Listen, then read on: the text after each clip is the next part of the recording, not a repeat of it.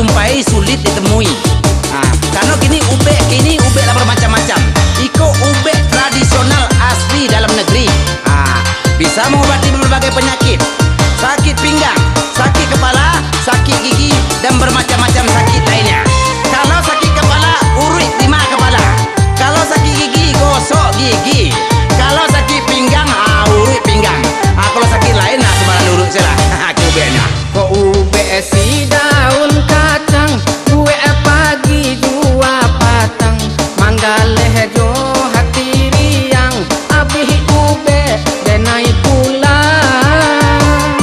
Ko ube ramuan kuno, tanamo saja ada hulunya, daun kacang rumput ibanto, tamu lawa amas suapulo.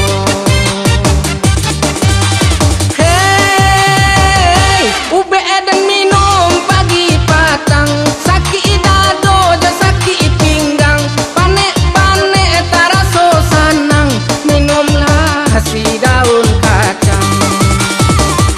Kalau sana aman cari ube, carilah di pasar bantu, sakit bisu aja jirawe, tumbuhlah jo lidah kudo. Apa tuh dah? Kini zaman kini gue banyak penyakit berbahaya apa ibu-ibu. Ada penyakit jantung, penyakit tekanan darah tinggi, kanker payudara, kanker lainnya, tumor otak, tumor ganas. Itu ube di daun kacang gue ya udah bisa. Itu ube babayu ubenya tuh. Tapi yang perlu bapak-bapak ketahui, banyak urek dalam tubuh kita kok 6.666 urek. Tapi cie urek nama biso papa, jangan salah laki urek kok babayu. Ko ube si daun kacang, gue pagi 2 patang, manggaleh jo hati riang, abih ube denai pulang. Ko ube ramuan kuno, tanamo saja ada hulunya, daun kacang rumput ibanto, tamu lawa amas suapulo.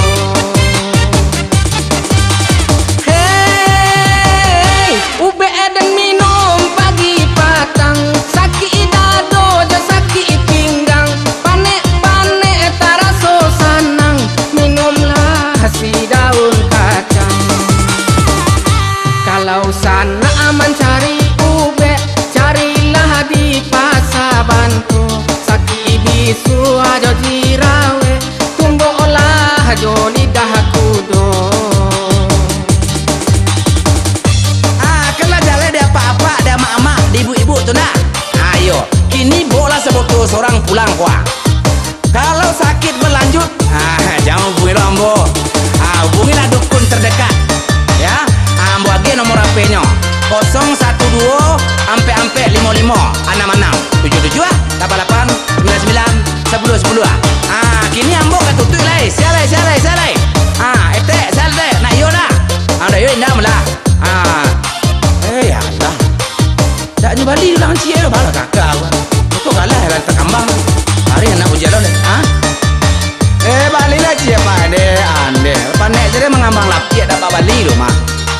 Kobe doktor yo pak pada buim balik. Kobe dukung kampung gua dak mau pak balik. Tak balik ndak mana